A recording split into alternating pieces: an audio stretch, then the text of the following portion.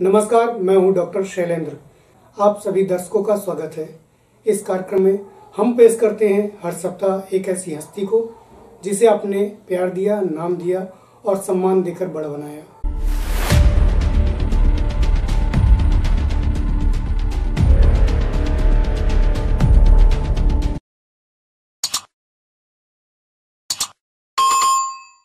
साथियों, आज हमारे बीच हैं एक कुशल वक्ता, नेतृत्वकर्ता एवं जुझारू नेत्री, जिला पंचायत उपाध्यक्षा श्रीमती विभा पटेल जी। उनके जीवन के कुछ क्षणों को जानने के लिए उनका स्वागत करता हूँ। द डॉक्टर शैलेंद्र शो, सच तो सच है कार्यक्रम में आपका स्वागत है विभा जी। नमस्कार। अगर बातचीत की शुरुआत की जाए तो आप एक शिक्षित परिवार से हैं, फिर आपका रुझान राजनीति की तरफ कैसे हुआ? तो लाल गांव में मेरा जन्म, तो मेरा डाल गांव है, लेकिन मेरे पापा जी लाल गांव में प्रोफेसर थे कॉलेज में। तो वहीं हमारी पूरी शिक्षा दीक्षा हुई लाल गांव में, स्कूल की, फिर कॉलेज में भी पढ़ाई की पूरी। उसी बीच फिर मेरी शादी हो गई। मेरा मायका पक्ष शिक्षित घराना था और राजनीतिक घराना भी था, चाचा लोग थे राजनीति में, तो राजनीतिक माहौल भी था। और फिर शादी हुई, ससुराल आए। ससुराल में भी आई तो था तो बिजनेसमैन का घर, लेकिन बिजनेस के साथ साथ मेरा ससुराल में भी राजनीतिक घराना था। ये कहना चाहिए कि आप जो है आपके पितृपक्ष में भी राजनीति थी और जब आप ससुराल में आई तो यहाँ भी? मैं यहाँ भी आई तो मेरी सासू माँ, मम्मी जी मेरी पार्षद थी। जी जी।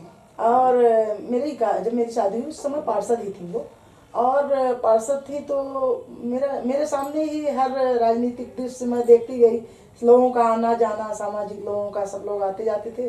तो यहाँ भी वही माहौल था। और फिर सासू माँ का जब कार्यकाल खत्म हुआ तो फिर मेरे पति जी वो भी चुनाव लड़े पार्षद का, और वो भी पार्षद हुए और पार्षद बने वो भी मेरे सामने।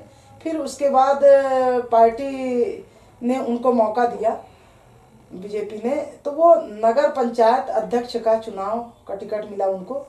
फिर वो नगर पंचायत का चुनाव लड़े। उसमें मैं चूँकि घर के सदस्य होने के कारण मुझे भी वार्ड में घर घर जाने का अवसर मिला। और मैं जब चुनाव प्रचार में निकली तो मैं वहाँ जाती थी, लोगों से मिलती थी, अच्छा सपोर्ट मिलता था। इसी बहाने मुझे महिलाओं के बीच, सबके बीच मुझे अवसर मिला। तो मेरे मन में ये ख्याल आता था कि ये तो अच्छा ये काम है, अगर राजनीति से अच्छे मतलब लोगों के बीच मिलने जुलने का ये एक अच्छा अवसर है।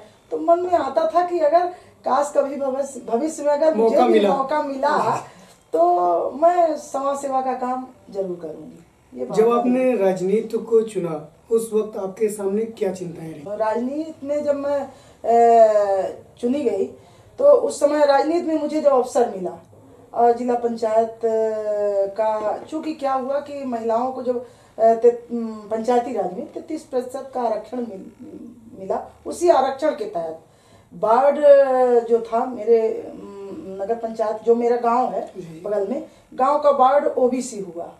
और ओबीसी होने के कारण मुझे पार्टी ने, बीजेपी पार्टी ने मुझे टिकट दिया।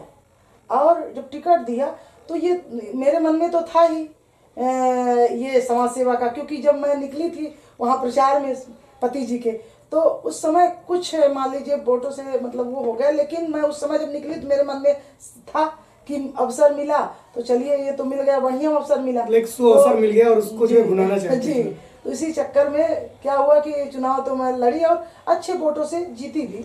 मैं जब जीत गई चुनाव तो मुझे समाज सेवा का अवसर मिला, तो मैं जिला पंचायत, फिर उसके बाद उपाध्यक्ष बनी। जब आप जिला पंचायत में उपाध्यक्ष के रूप में आई, उस समय आपको क्या संघर्ष का सामना करना पड़ा? जब मैं उपाध्यक्ष बन के आई तो मैं यहाँ आती थी जब मीटिंग वगैरह में शुरू में, तो शुरुआत में जब आई तो मैं ठीक हो गया, चल रहा था, अपन मीटिंग वूटिंग आते थे। धीरे धीरे मैंने देखा कि यहाँ जिस हिसाब से महिलाओं को सपोर्ट मिलना चाहिए वो सपोर्ट नहीं मिलता था जिला पंचायत में। वो जरूर मुझे अच्छा नहीं लगता था। जिस तरह से हमारी महिलाएं आज 32 वार्ड हैं, 32 वार्ड में कम से कम 16-17 महिलाएं हैं जिला पंचायत सदस्य में, और महिलाएं वहाँ होने के नाते क्या है कि जब कोई अपन पद में है तो काम करने का पूरा वो मिलना चाहिए माहौल, लेकिन वो माहौल नहीं मिल पा रहा था। महिलाएं चाह कर भी जब बोलना चाहें तो बोल नहीं पा रही थी। ये जरूर मुझे अच्छा नहीं लगता था, तो अपनी बातें नहीं रख पा रही थी। फिर उसके लिए आपने क्या किया? तो उसके लिए आपने देखा होगा कि कई बार आप लोगों ने देखा होगा कि इसी चक्कर में मेरी अध्यक्ष जी से कई बार बहस भी हो गई है कि जब हम लोग कोई बात ही अपनी नहीं रख पाते तो मतलब क्या निकला हमारे इस पंचायती राज के हम लोगों को के आरक्षण का।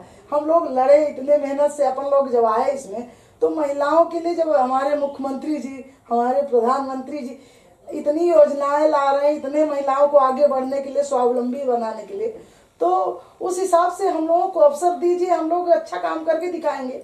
तो इसलिए मैं हमेशा इस चीज़ के लिए लड़ती थी, महिलाओं के अधिकारों के लिए, कि उन्हें अवसर दिया जाए बस। वर्तमान में क्या स्थिति है महिलाओं की आपके जिला पंचायत में? अब वर्तमान में अब आप देख ही रहे हैं। बाकी ऐसा नहीं, जब मिला है जहां मौका तो महिलाएं अच्छा काम कर रही हैं। और सरपंच भी महिलाएं हैं, जनपद भी, मैं तो जाती हूँ गांव में भी, वहाँ भी मैं जब जाती हूँ गांव में तो मुझे ज़रूर खराब लगता है। वहाँ भी जैसे जो उनके सहयोगी हैं तो वो लोग भी उस हिसाब से मतलब सहयोगी काम करते हैं, वो महिलाएं नहीं कर पा रही। तो मेरा ये जरूर उद्देश्य है कि मैं चाहती हूँ कि महिलाएं अच्छा काम करें, जिससे जो उनको पद मिला स्वयं काम करें। अब करेंगी आगे चल के, वो समय आएगा तो करने लगेंगी। कुछ ऐसी यादें जिन्हें आप हमारे साथ शेयर करना चाहती हैं? कुछ चीज़ें हैं जो आपसे शेयर यही करना चाहूँगी कि जब मैं राजनीति में आई तो उस समय राजनीति में मेरे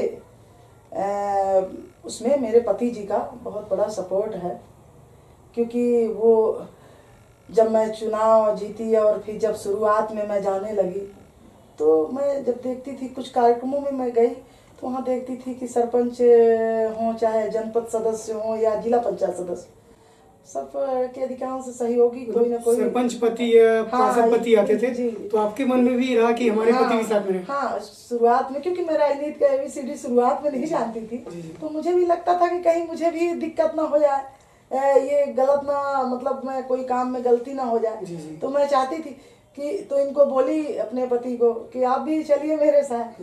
तो उन्होंने कहा कि तुम अभी तक कहती थी कि मौका मिले तो मैं तो ये करूं वो करूं, समाज के लिए कुछ करना चाहती हूँ, अब तुम्हें मौका मिला है तो तुम अब ऐसा करो कि स्वयं अपनी पहचान बनाओ और खुद सीखो काम को, और जब काम सीखोगी तो क्यों नहीं बनेगा, और जब मैं चलूँगा तो तुम भी मेरे अधीन हो जाओगी। इस वजह से तुम स्वयं अपना काम करो। और उनका यही, उनकी ये प्रेरणा ही कहिए मुझे, जो प्रेरणा मेरे लिए वो भी एक प्रेरणा स्रोत है, मेरे पति भी, कि उनका सपोर्ट मुझे मिला। और मैंने बखूबी 5 साल से लगातार मैं अकेले ही अपना काम पूरा की हूँ। और मैं शिक्षा विभाग का मुझे दायित्व भी मिला, तो उसमें मैंने पूरा प्रयास किया कि मैं अच्छे से अपना काम कर सकूं। और मैं स्कूलों में और छात्रावासों में जब भ्रमण करती थी, मैं अकेले ही जाती थी, जहाँ गलतियाँ कमियाँ देखती थी हर समय उस बात को मैं यहाँ रखती थी मीटिंग में, या जो जिस विभाग के संबंधित अधिकारी रहते थे उनसे बात करती थी और स्वयं मैं फेस करती थी, पूरा काम स्वयं करती थी, आज भी स्वयं कर रही हूँ। जब आप राजनीति में आई तो किसी को अपना आदर्श बनाया होगा, किसी को अपना गुरु बनाया होगा, तो आपके राजनीतिक गुरु और राजनीतिक आदर्श कौन थे? मैं जब राजनीति में कदम रखी तो जब शुरुआत में मैं चुनाव में निकलती थी तो सबसे पहले तो मेरे गुरु जो थे तो रीवा जिले के सांसद जी दादा भाई जनार्दन मिश्र जी थे, क्योंकि उन्हीं के साथ मैं कई मेरे कार्यक्रम लगे थे। फिर उसके बाद जब मैं चुनाव जीत करके आई, तो जब चुनाव जीत करके गई तो शुरुआत में मुझे राजनीति की ABCD स्वयं तो नहीं काम की थी, उससे पहले तो नहीं मालूम था कैसे क्या बोलना है किस कार्यक्रम में। तो शुरुआत में मैं भाई साहब क्या करती थी कि भाषण मैं कागज़ में लिखवा लेती थी और लिखवा करके मैं देती थी। तो दादा भाई अधिकांश सांसद जी रहते ही थे कोई कार्यक्रमों में, क्योंकि मैं भी जिले की उपाध्यक्ष थी तो हर जगह कार्यक्रमों में मेरा भी रहता था नाम, तो मंच में मैं भी रहती थी। तो जब भाषण का समय आए तो मैं कागज़ लेके उठती थी और जब देने लगती थी दादा भाई को बुरा लगता था कि ये कागज से क्यों दे रही है, पढ़ी लिखी है, एमए की है और भाषण दे रही कागज से। तो वो जा करके वहाँ से वो माइक के सामने से, वो पब्लिक रहती थी सबके सामने से, वो कागज को छुड़ा लेते थे और कहते थे कि स्वयं भाषण दो और सीखो काम को किस तरह से किया जाता है, और बोलना सीखो और स्वयं काम करना सीखो। और हमेशा वो मुझे बीच बीच में हौसला भी देते थे। और वो भरी सभा में जैसे मान लीजिए कहीं मिल गए अपन, तो भरी सभा में मुझे वो मानते भी थे लेकिन डांट भी देते थे जहाँ गलतियाँ, गुरु का पूरा दायित्व निभा रहे थे। जी बिल्कुल भाई साहब। तो वो मुझे डांट भी देते थे। लोगों को लगता था कि अरे इनको भरी सभा में डांट दिए उपाध्याय जी को, इनको बुरा नहीं लग रहा, लेकिन मुझे कभी बुरा नहीं लगा क्योंकि वो मेरे पिता समान थे और पिता का बेटी पर पूरा अधिकार होता है कि जहाँ गलत सही लगे तो मुझे रास्ता दिखाएं। और आपके आदर्श कौन हैं? मेरे आदर्श स्वर्गीय अटल बिहारी वाजपेयी जी थे और उन्हीं के आदर्शों पर चलना चाहती हूँ आगे भी इसी तरह, और मैं उन्हीं को अपना आदर्श मानती हूँ। और मेरे प्रेरणा स्रोत माननीय पूर्व मंत्री रीवा विधायक राजेंद्र शुक्ला जी हैं। हमेशा वो मेरा हौसला अफजाई करते रहते थे। जहाँ भी कोई कुछ है काम तो मैं हमेशा उनसे सलाह लेती रहती हूँ, तो मेरे लिए वो भी एक प्रेरणा स्रोत है। आप जब जिला पंचायत उपाध्यक्ष बनी जी, उसके बाद आपके पास शिक्षा और स्वास्थ्य का भी प्रभार मिला, उस पर आपने क्या कार्य किया?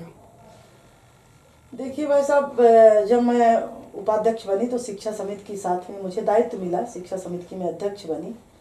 तो उसमें मैंने देखा कि जब शुरुआत में उसमें मैं स्कूलों का भ्रमण शुरू की और जहाँ भी जाती जिधर भी निकलती तो जहाँ स्कूल दिखती मैं जरूर खड़ा होती, और साथ में जहाँ एमडीएम वगैरह का भोजन जैसे बनता है, जाता है बच्चों को भोजन, और जहाँ समूह चल रहे हैं, खाना वाना बन रहा, ये सब मैं साथ में देखती थी। आंगनबाड़ी वगैरह मैं जाती थी, देखती थी। तो उसमें जो मैं कमियाँ, जैसे उधर जो स्कूल जो होता है शिक्षा विभाग का, उसके साथ साथ बच्चों को रहने के लिए, लड़कियों लड़कों को रहने के लिए छात्रावास वगैरह भी, हाँ, हर रीवा जिले में कई बने हैं। ट्राइबल का अलग बना है, रमसा और कस्तूरबा का अलग हॉस्टल बना है। तो हर एरिया में ऐसे नहीं है तो 4 छात्रावास न हो, हर ब्लॉक स्तर में छात्रावास है। मैं छात्रावासों की भी साथ में जांच कर लेती थी और साथ में स्कूलों की भी, जो भी रास्ते में पड़ जाता मैं जरूर देखती। मतलब ये रहा कि हमारा एक टारगेट था कि अगर हम जा रहे हैं, हाँ, तो रास्ते में अगर हमसे संबंधित कोई भी विभाग है, हाँ, तो उसमें उस विभाग को जो जरूर देखना। तो मैं उसमें मैं जाती थी तो मैं देखी कि जहाँ स्कूलों में जैसे मान लीजिए टीचर अगर नहीं है क्लास में, या तो बच्चे नहीं पढ़ रहे हैं, या जो भी कमियां रहती थी वहाँ, तो मैं बराबर वहाँ उसका विरोध करती थी और तुरंत मैं वहाँ से कलेक्टर साहब को फ़ोन लगाती थी, और डीओ जो शिक्षा विभाग के डीओ रहते थे उनको तुरंत लगाती थी फ़ोन कि आप यहाँ स्कूल में ये अव्यवस्था है और आप इसको सुधार करिए, और नहीं तो मैं तो बैठक में रखूँगी इसको, और मैं ये अच्छी बात नहीं है कि आप लोग बैठे हो, डीओ हो, और आप यहाँ की व्यवस्था देखिए, क्योंकि बच्चों का भविष्य तो शिक्षा पर ही निर्भर करता है। शिक्षा हमारा आधारभूत है। और फिर उसके बाद मैं छात्रावासों में गई। छात्रावासों में मैंने जरूर देखा कि बहुत सारी कमियां थी। जिस हिसाब से आज शासन इतनी सुविधाएं सरकार दे रही है, हमारी बीजेपी पार्टी से जो है कि इतना बच्चों के लिए सुविधा लड़कियों के लिए है, तो उस हिसाब से मैंने कई छात्रावासों में आप चले जाइए, चाहे नई गढ़ी तरफ हो, मऊगंज हो, मैहन मना, यहाँ तक कि पिपराही भी गई।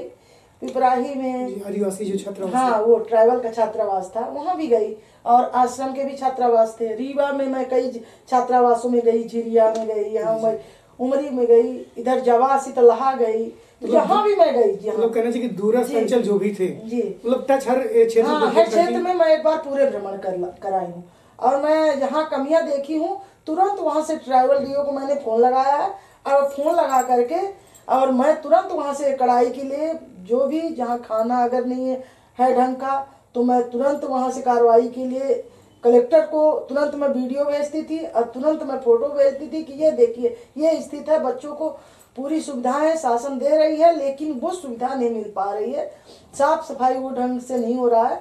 तो कलेक्टर साहब उस समय थे राहुल जैन जी, और आपको पता होगा भाई साहब, आप पता लगाइए कि मैं नई गढ़ी में जब गई थी, वहाँ छात्रावासों में बहुत सारी गड़बड़ियाँ थी और राहुल जैन जी तुरंत उस समय कार्रवाई किए थे। और उस समय सांसद जी दादा भाई को भी मैं फोन करके बताई तो वो तुरंत पहुँच गए थे।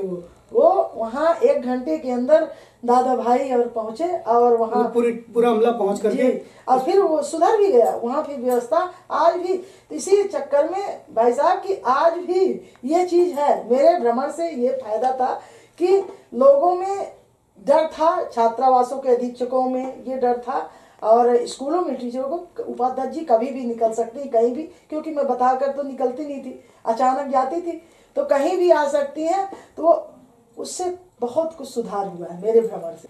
आप जब राजनीति में आई तो आपने कुछ प्राथमिकताएं बनाई होंगी। वर्तमान में भी मेरा यही प्रयास रहा। आप अगर भाई साहब देखेंगे तो मैं जहाँ भी अगर समूह का कार्यक्रम लगता था, जहाँ भी हमारी बहनें काम कर रही हैं, समूह के कोई भी कार्यक्रम हो या महिलाओं के कोई भी कार्यक्रम हो, चाहे जिस विभाग में आप देख लीजिए, चाहे महिला बाल विकास हो, इसमें आए दिन बच्चियों के लिए काम को प्रेरित करने के लिए बच्चों के प्रति या महिलाओं के प्रति बहुत सारी ऐसी योजना है, उसमें मैंने हमेशा बढ़ चढ़ कर हिस्सा लिया। कोई भी मैं कार्यक्रम मिस नहीं की हूँ, सिर्फ इसलिए कि मैं इन महिलाओं का किसी भी उससे सेवा के हिसाब से मैं इनसे टच में रहूं और इनको स्वावलंबी बनाने के लिए। भाई साहब मैं गांव-गांव मेरा उद्देश्य है कि मैं जो समूह की महिलाएं हैं वो हर गांव में समूह बना है महिलाओं का, और स्व सहायता समूह के माध्यम से सारे गांव में महिलाओं का समूह बना है। और उन महिलाओं से मेरा ये निजी मेरा वो है कि मैं इनसे मिलूं और मिल करके जो योजनाएं हैं, जो आज सरकार उनके लिए बहुत सारी योजनाएं लागू की है, उसमें उनको स्वावलंबी बनाने के लिए, स्वावलंबन की जो भी योजनाएं हैं, और उसमें आत्मनिर्भर बनाने के लिए, उनको आर्थिक रूप से सशक्त करने के लिए उनको बहुत सारी योजनाएं हैं। तो उन योजनाओं को मैं कितने अच्छे से मतलब वो उनको सशक्त करने के लिए प्रोत्साहित अगर मैं हो सकती हैं करने के लिए, ये मेरा अभी भी प्लान है, अभी भी और भविष्य में भी रहेगा कि मैं मिलूं और जो योजना है और जो उनको बैंक वगैरह से जैसे लोन मिलते हैं कि वो अगरबत्ती बनाना चाहें, जो साबुन बनाना चाहें, ऐसा करके बहुत सारे नैपकिन बनाना चाहें, बहुत सारी ऐसी योजनाएं हैं। और उनको और जो चाहें वो स्वयं की दुकान खोल सकें, स्वयं आत्मनिर्भर बनने के लिए कुछ भी कर सकती हैं, सिलाई कढ़ाई, तो जिससे उनका आर्थिक स्थिति मजबूत हो। उसके लिए मैं चाहती हूँ उनको स्वयं जा करके मैं प्रयास करूँगी कि बैंकों से जैसे लोन उनको मिलता ही है तो मैं और भविष्य में अच्छा रोजगार वो कर सके और अच्छा व्यवसाय उनका हो सके। तो उसके लिए मैं भविष्य में मुझे उनका सहयोग करना है और उनको स्वावलंबी बनाना है। ये मेरा ये आपकी भविष्य की योजनाएं हैं। जी, ये मेरा उद्देश्य है और भविष्य की योजनाएं भी ये मेरा है। और बच्चों को खासकर जैसे बच्चों को मैं शिक्षा विभाग की तो हूँ ही, लेकिन बिना वैसे भी मेरा ये वो है उद्देश्य कि जैसे बच्चे शिक्षित हो, उसके लिए शिक्षा का स्तर जो जहाँ भी जो अगर कुछ कमियाँ है तो शिक्षा का स्तर सुधारूं, स्वास्थ्य से संबंधित मैं काम करूं, जो स्वास्थ्य आज जैसे मान लीजिए कोरोना के कारण साफ सफाई ये सब चीज के लिए मास्क लगाना ये सब चीज तो हाँ, इसके लिए मैं चाहती हूँ कि उनको जा करके जागरूक करने के लिए प्रयास करूंगी। ये पूरा मेरा भविष्य का प्लान। विभा जी, आपकी भविष्य की योजनाओं में आपने एक और जहाँ महिलाओं और बच्चों को रखा, वहीं अब हमारे जो दर्शक जो आपको देख रहे हैं उनके लिए आपका क्या संदेश है? जो भी हमारे भाई और बहन देख रहे हैं मुझे, मेरा संदेश उनके लिए यही है कि आज जिस तरह से कोरोना देश में बहुत ज़्यादा बहुत तेज़ी से बढ़ा है और वैक्सीन तो आ गई है, लेकिन साथ ही साथ हमको सावधानी बरतनी।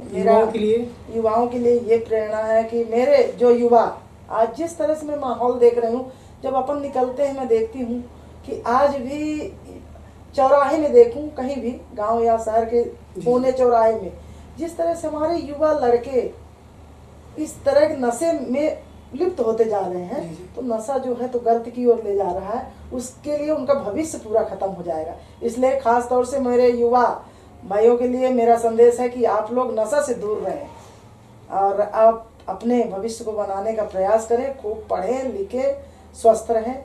यही मेरा आप सभी को मेरी ओर से नव वर्ष की ढेर सारी शुभकामनाएं।